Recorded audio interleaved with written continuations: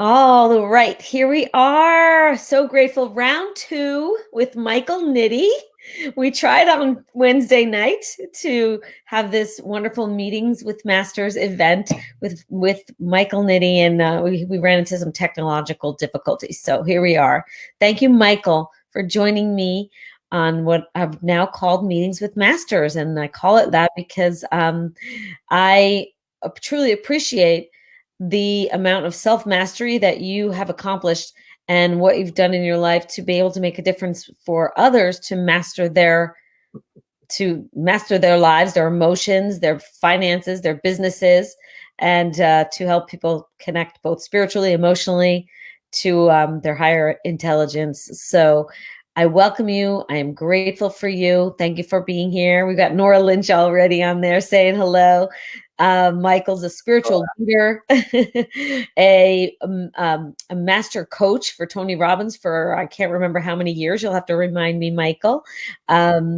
He coaches people around the world, global leaders, superstars, super sports stars, all kinds of, and people like me and you. So I'm very, People very like honored and grateful you're a to super. go ahead. Sorry. I said you're a superstar. Thank you. And Honored and grateful to have you here and to have your guidance with us tonight for a short. We're going to chat for a little bit. And I wanted to start off with letting you tell us just a little bit about you and kind of how you rose from whatever, we all have darkness and kind of into the space where you are now in your life. If you can do that as, you know, in this snippet way that you can, so that I can, kind of keep this within a half an hour if that's okay, well, I know you have another outcome of wanting to discuss, what are my tips and everything I do, and what have you been doing with clients with respect to getting through the CV and the quarantine and the pending, things not coming back completely real quickly, all that. Yeah, we'll do that. But then, as I said the other day, I started off on a long story. Probably would have been a 15 or 20-minute story as to how it came to be. How did I become Coach Nitti? How did I become conscious and all that good stuff? And it is a very great story, but it's going to take too long. So, for the most part, and since you did mention coming from the darkness, we've all, we don't come into the light unless we've been in the dark. So, when I was in my 20s, when I was 28, my best buddy went off with my wife, and I was suicidal, and for about 30 days I couldn't get out of bed, and I was in that dark place, and I just thought that's where I would be until I wasn't, and it was terrible. But some guy at the office, we both broke together, by the way, my best friend and my wife, and everything. So it was very public. It was terrible. He told me about something called the S training, which back in the 70s and 80s was the self-help at the time, invented by a guy named Werner Erhard, who was the Tony of the time. And so I was reluctant to go, but I did go. I went. It was a 2-weekend thing. And I went to the first weekend, and it was like, oh my God, this is amazing. I didn't know this kind of stuff even existed. Remember, in my late 20s, I knew about self-improvement. There wasn't many people that knew about it anyway. I So, bet. yeah. So anyway, so I went, and the first weekend was amazing. It was it was Dr. Jeff. He had quit medicine to work for Werner and lead this thing.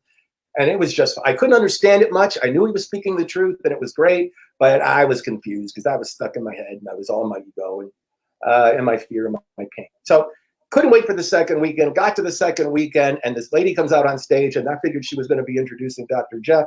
And instead she goes, hi, my name is Laurel Sheaf, and I'm going to be your trainer for the weekend. And I was so disappointed. I was waiting for Dr. Jeff. This woman, what is this woman going to teach me about life? I can't believe it.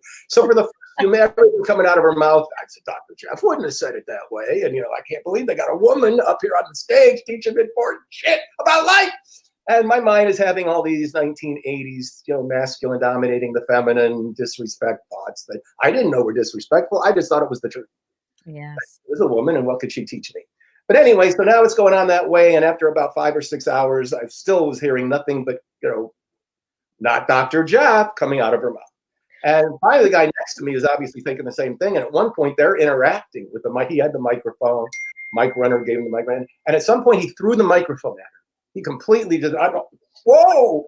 It's like, I don't think he meant to hurt her. He was just pissed and threw the microphone at the stage. So she calmly picked it up and walked down the aisle. And I was right there next to him. And she handed him the microphone over me. And I'm like, this is going to be good theater, right? And over the next 20, 25 minutes, she proceeded to tear him into little pieces, but so eloquently and lovingly, and, just completely turned him around and caused him to see things. And I mean, it was just so amazing. I started crying. Wow. And probably about 10 minutes in, I realized I was an asshole. And that women were pretty magnificent, and that I could see all the women in my life through her, and that I mention I was an asshole. So it completely changed my life, and I got what she was saying. I got what she was saying for the rest of the weekend. I became a coach for Landmark, and I started doing all the courses, and fell back in love with women like for real, and honored them. And then a bunch of other shit I did caused me to become me.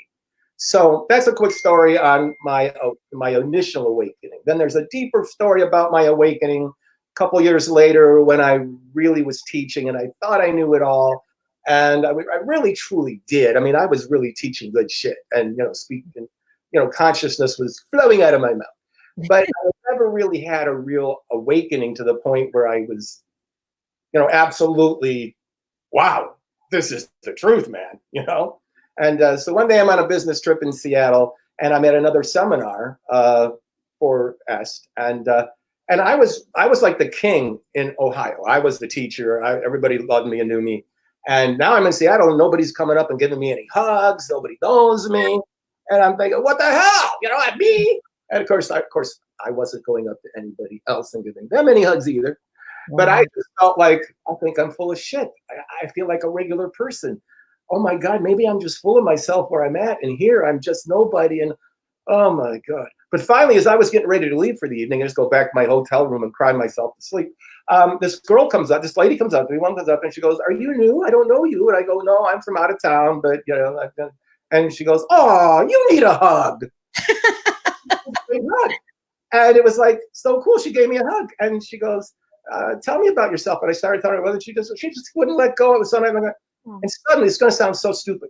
I just realized, well, she gave me a hug, but I didn't give her a hug. I could have walked up to anybody and given them a hug, but I was waiting rather than being on purpose. I was being completely in reaction, which I didn't call it at the time. And, next thing you know, I'm interacting with everybody. She introduced me to people, and it's a beautiful night. And I started acknowledging. I started to be me, but it still struck me that I was waiting for that rather than initiating it. And something just clicked about me living most of my life in reaction. And I went back to my hotel room, like walking like on air. I was so excited and so on purpose, and so this realization doesn't sound like it was a big realization, but it was. And I said, I can't go to bed. I'm too happy, and I got to give this shit away. And so I walked into the bar, the lounge at the top of this hotel in Seattle, and I saw a couple sitting, two girls sitting at the bar, and one was crying, and the other one was, consoling her. I just walked right up. I walked right up, and I started intervening, and I started saying blah blah blah, and they gave me a look at first, like, who the hell are you? And I didn't care. In 20 minutes, I had completely changed both of their lives.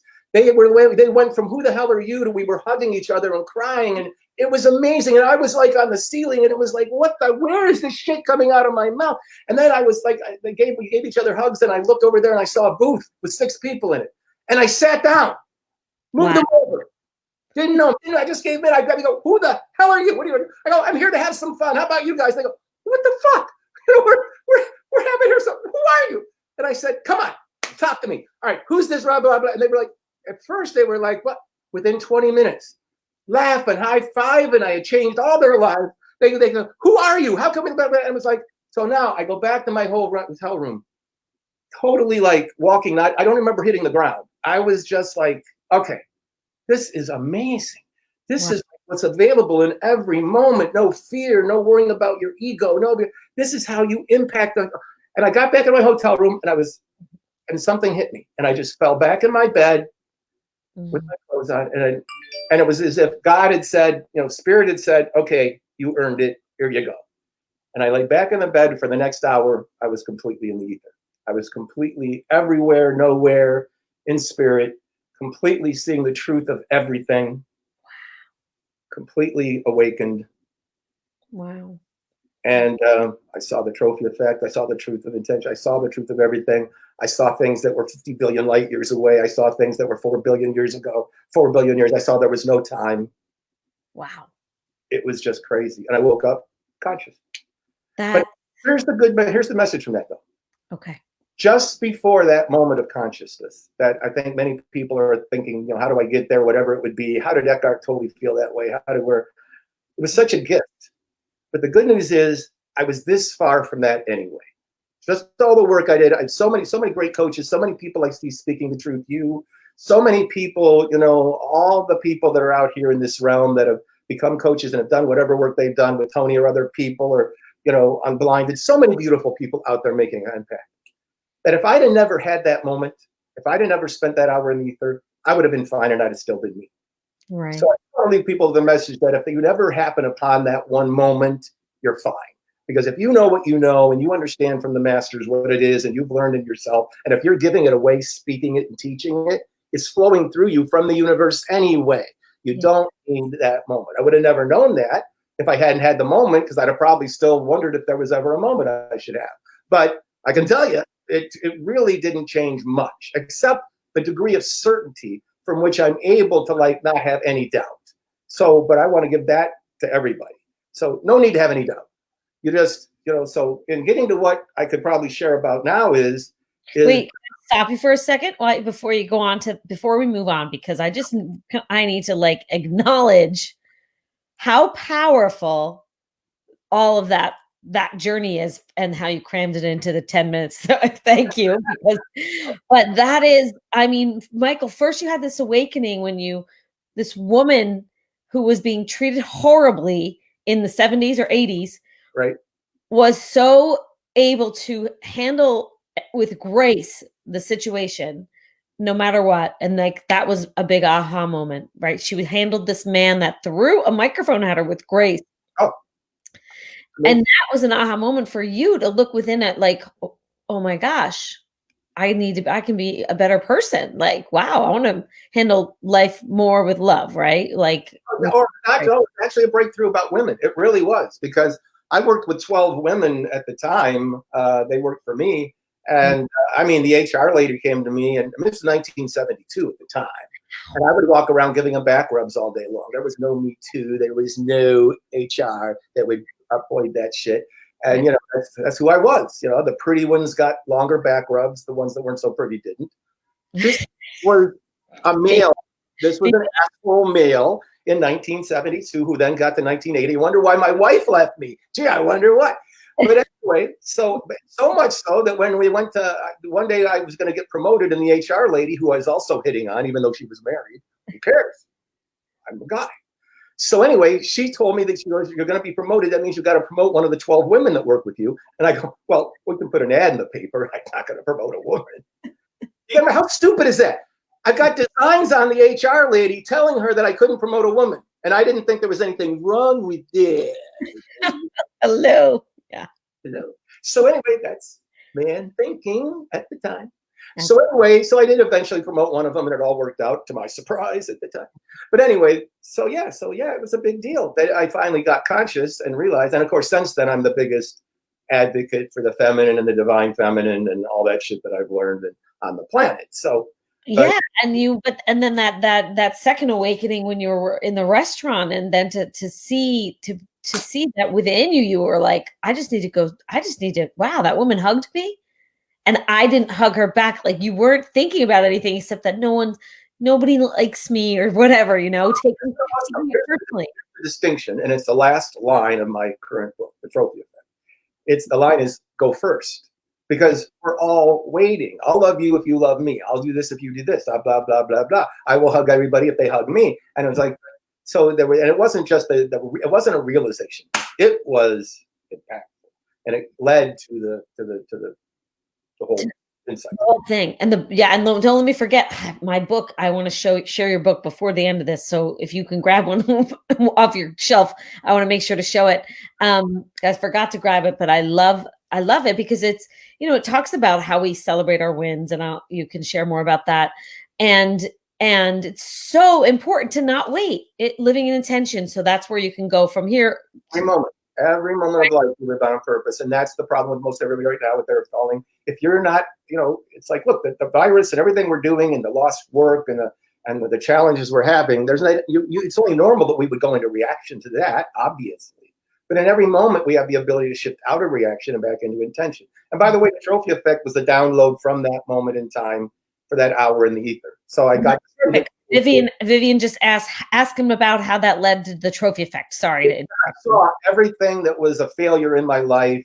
I saw that we hold on to it as memories of not being good enough for our entire. We're always happy to feel like we're not good enough. So the natural state, we all have a fear we're not good enough. So the mind tends to remember all the little pieces of proof we've collected over time that we're not good enough. Right. Okay, because not only is it proof that we're not good enough, we still survived every single one of those moments. The mind did its job. All the thousands of times in your life that you had a little thought you're not good enough, you survived every one of those. You're here. Mm-hmm. And when you survive it, the mind then remembers that moment in time, and the memory bank of your mind is not only proof you're not good enough, but how to survive it. So if you survived it by pretending to make a cell phone call or avoiding something or going to the bathroom instead of sticking, then the mind will say, well, that's what you do from now on. And not only that, you're not good enough. And that all is back in here, and it's all the things that are keeping us stuck. So, and we're not only living in reaction to shit going on on our daily life, we're living in reaction to all those memories and all the shit, our own fear of not being good enough, and that's why we live in reaction. So what's happening with right now is we're just doing what we do as human beings. We're living in reaction to it with the occasional moment of doing something on purpose to try to save ourselves or whatever we do, or get conscious or feel better. But that's what's going on. So the thing that I really want everybody to know, that step one is in life, is that in every moment we have the ability to just lighten the fuck up. Yes. Everybody's walking around like everything's so damn important. And of course it is. If you lost your job or you're not doing well, it's like, I can't lighten up about that. Well, yes, you can. You don't lighten up about losing the job. You lighten up about just life in general and who you are, and you step up into what's next from a place of love and intention and just being, making fun of it, doing whatever you're going to do, because it's not going to change it anyway if you don't. So the truth is, the only thing keeping us not light is the fact that we've got all this shit that's going on between here, and here.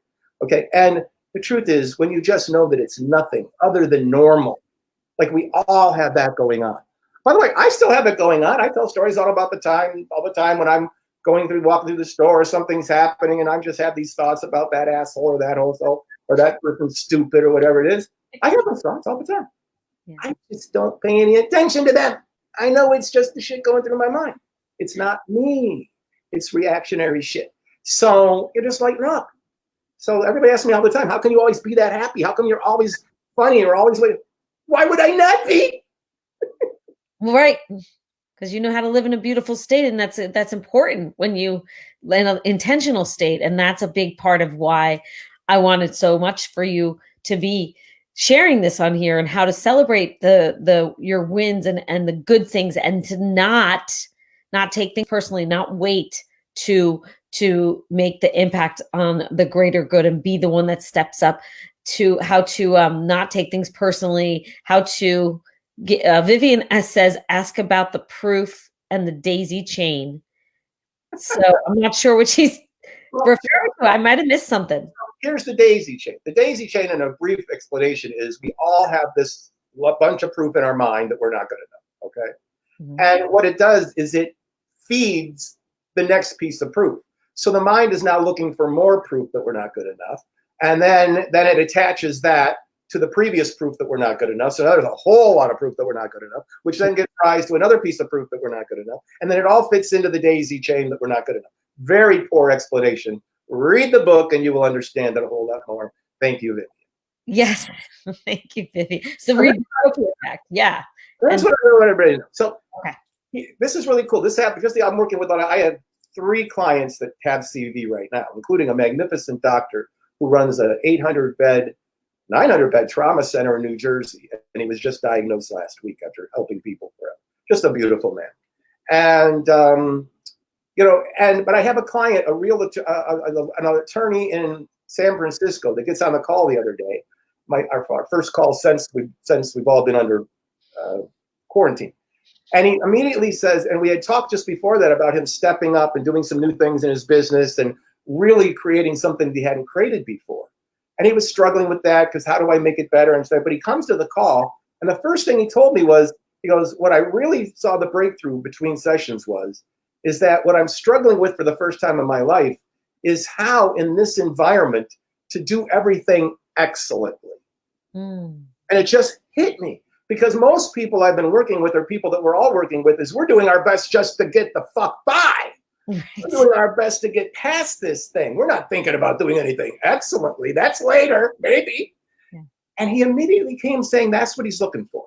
He is committed to doing everything excellently. So guess what? That's been my theme for everybody now on from then. It's like, so look, most of us are just trying to get by. So I suggest that the best way to get by is to do everything excellently. Do everything as great as you can. Bring all your passion. Bring all of your aliveness. Bring all of your joy. Bring all of your lightening up. Bring it all the time. Why would you ever turn it off? Now, human, we will get shifted into reaction. So yes, no matter what you're doing, something will cause you to go into reaction. Just heard a piece of bad news. You're not being able to pay your rent, whatever it would be. We're going to get sucked into reaction. That's not even a question. But we have the ability to override it. And what most people would do is override it and be happy just to get back to neutral. Please, I don't want to be in a bad state. Let's get back to neutral. And what I'm saying is, why would you stop at neutral? Right. You just bring it all the way to a beautiful state. Shine that on others. Now, the other secret is shine it on others. It's hard to just be in a great state sitting around looking at your office. Well, this is a great office. This is really great. It's nice. I have a nice office, but no. The only way you can really give away excellence is to give it away. You're just sitting here going, oh, I feel so excellent. Yeah, okay, I do. But it's you give it away. You own your inner coach, your inner servant, it's all about service. I don't care if you just compliment the guy stacking the apples at the grocery store. Zillions of times, while you're wearing your mask and your gloves, of course. So, just give it away. Give it away. Be of service, all right? And that's what you want to do, which means the next thing is you're bringing passion to the party and shining your light on others all the time. It's almost physically impossible to be in a bad mood if you're shining your light on everybody else. Right? You can't be in fear if you're giving love away and kindness and joy. And this is why I like to say, I'm here to see the magnificence in everyone and everything in every situation. Like, ultimately, I am. Ultimately, we all are. We're here to see the light in everybody and the light in every situation and share it. And you are so powerfully able to do that. But it's hard to really convey to everyday people who aren't. And whoa. Did I look like something that's not in everyday people? Sorry. No, I didn't. I'm pointing it out because you're accurate. You got to get out of your head that you're in everyday people. I am nothing more than anybody else is. Zero more. That's right. That conscious moment, and you had all this shit, and you're a master coach for Tony, and you work with all these amazing people. Yeah, because of who I be and what I bring to the party. It's not the other way around that I am this because of that. You do it all the time. I see you. I've talked to you when maybe you weren't. There were some things going on in your life that weren't exactly all peachy keen and beautiful. And then I see you on a live, just putting it out there. You just put it out there. You just shine your light. Yeah. Okay. Yeah. All right. Even if it maybe something bad just happened. That's the secret. Okay. You come out of reaction to whatever that is. You just shine that light as brightly as you can. No, well, that seems fake if I'm not really in a good mood. No, it's fake for maybe the first 3 seconds until it kicks in. By the way, if you're doing it to be fake, like hopefully they'll feel better if I shine my light. Well, then maybe it won't be as effective. But how about if you really just shine your light? Who we truly are is that. Pure contribution, pure love, waiting to happen. Make it happen. Don't wait for the other person to go first. Did I mention that? I think you did. Yes. And that's it right there. It's just practically, if we have a couple of minutes left, practically in life then with all these skills and going first and shining your light as brightly as you can on everybody, your family, yourself. Don't forget to shine the light brightly on you. Exactly. I have no, esteem issues here. I shine my light bright on me. I have no, I'm not like a thing. I'm not anything. I'm just a guy, with wrinkles and, shit. don't beat myself up for anything. I know I show up in an amazing light, and I know I shine it, but that's nothing anybody else can't do. Okay. But as far as really dealing with this stuff going on right now, I do want to make sure people are clear. You can just shine your light as brightly as you have to. You still have to take care of some shit. Okay. You got to figure out how to do stuff. So you do want to be strategic.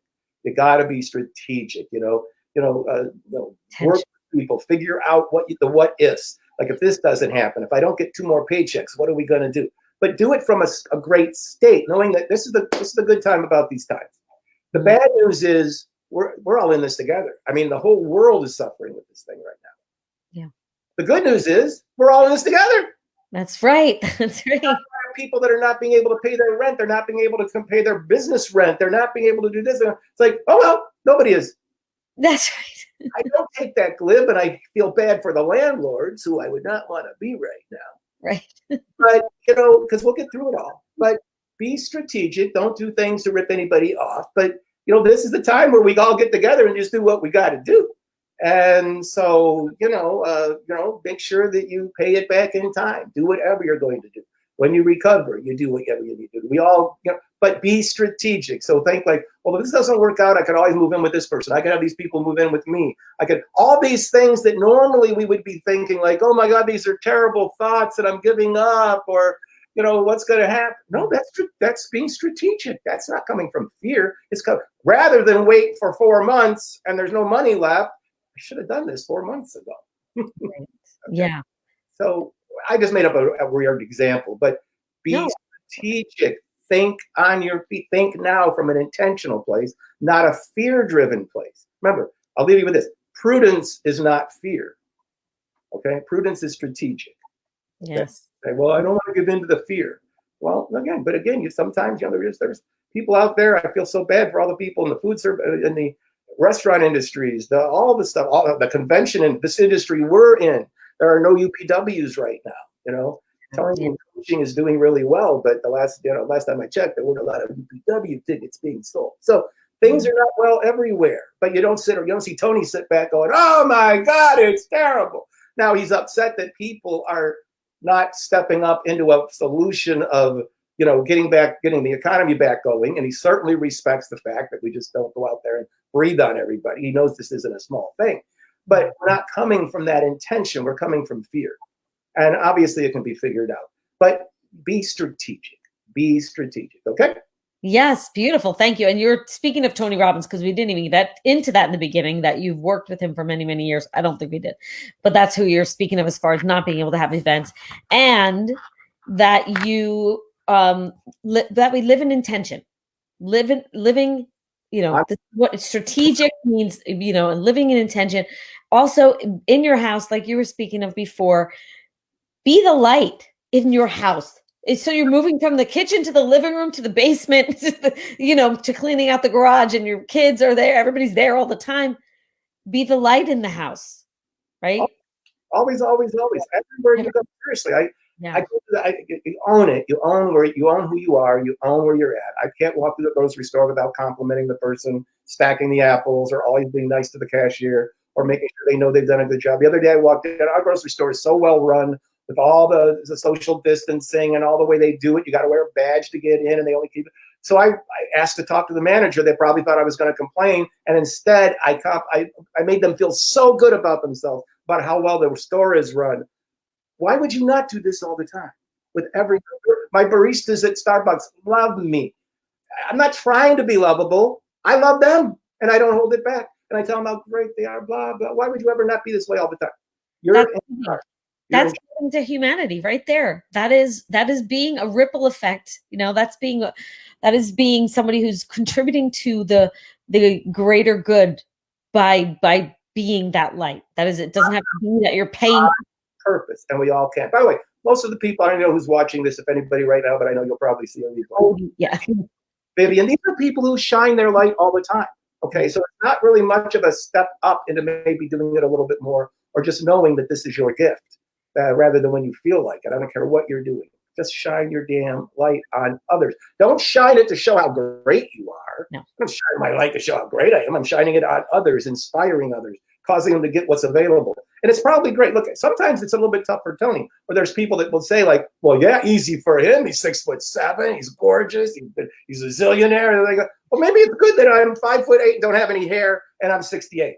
I don't know, because we can all do that. Okay. The reason I'm able to coach the high level coaches I do for Tony and for everyone else is because this is what I give away and I see it in them. I already know it's who they are. So I reach inside, take them by the heart, and cause it to come to the party. So because it's there, it's not like a maybe. Okay. Yeah. And you call life a party. I mean, that's what I love when you say that. You say, and bring it to the party, because our life is a party. Make it a party. Make it joyful. Bring the joy out in everyone. And that is, that is what we're here for. To, just Absolutely. And I mean, look, I've been through all the tough times. I've been bankrupt. I had to sell my house in San Diego and came up to Las Vegas only because we were able to. It was a good economic decision because I was strategic. Yes. Like, oh boy, we're leaving the ocean for the desert. Oh boy, now again, once we got here and we made it, it's phenomenal. I wouldn't go back. Right. But you still have to, so you don't, anybody can shine in the good times. So it's always about bringing this to the party, no matter what's going on. I almost died 2 years ago. They sent a doctor in to talk to me. He goes, why aren't you more upset? You're too glib about the fact that you're about to die. I go, well, what do you want me to do? So. Yeah, what am I going to do? Sulk and be in fear, and that's just going to make it worse. One of the reasons why I didn't die. That's right, and that's what people right now. Yeah, my meds at all, and most everybody that I went through was on all these meds and all this shit. I'm not making anybody wrong if you're on meds. Do what you got to do. But when you shine your light and you step into your truth and you give it away, the universe shines its light on you. Okay. Yes. So powerful, Michael. Please, would you, because my book is across the room. Yours is behind you. I really want to show people your book. I will put a link in the chat at the end to Michael's amazing book, The Trophy Effect, which is, honoring the good trophies in your life. Thank you. The Trophy Effect by Mr. Michael Nitti. Amazon. It's on Amazon. Please look it up. Read the damn book. It will change your life. It will change your life. It's the truth. It's the truth. It is the truth. You've got Vivian, Ginger, all your fans are here. Frank, Cody, Natalie, Mary Lynn. There's so many people here. Mary Lynn out there. Mwah. Love you guys. They've impacted many of us in a huge, huge way. So honored that I know you rarely do.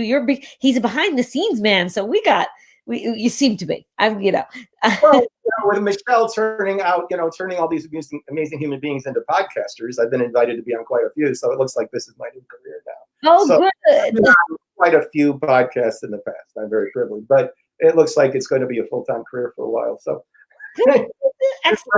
pretty much the same story. There's not much more than what I've got to share. So.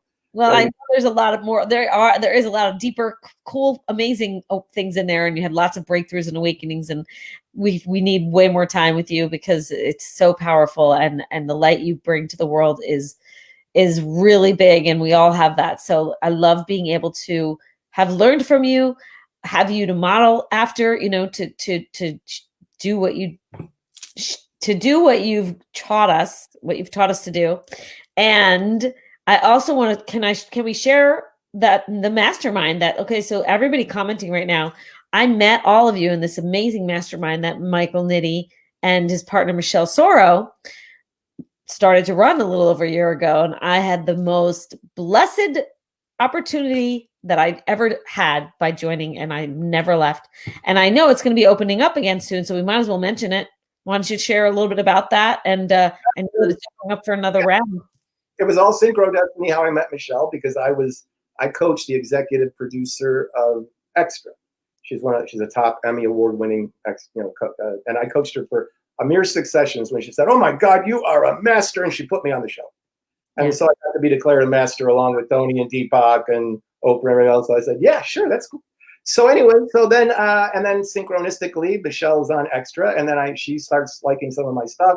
I said, "Oh my God, she's on Extra." So we start talking, and next thing you know, I'm in the mastermind with her, and we've been doing it for almost 2 years now. I don't know how long.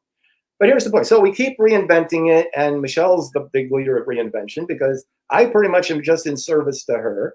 from Yeah. my divine masculine, allowing her divine feminine to run the show. That's the way I'm with all the women in my life. I'm no wimp. I don't sit in the background and go, oh, I'm just a guy. No, I shine my goddamn masculine, but in service and allowing for the feminine to step.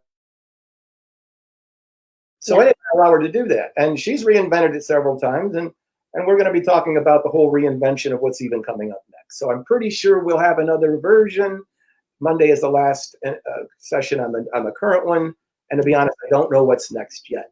Okay. So, but you just keep watching this space. We'll invent something. So. Absolutely. Okay, perfect. So when we're ready, I will be sharing more about that for sure. So there's no link ready for that just yet, but I wanted the people watching to know how powerful it's been in my life and how, yeah, so grateful for you, Michael Nitti. Thank you for your time.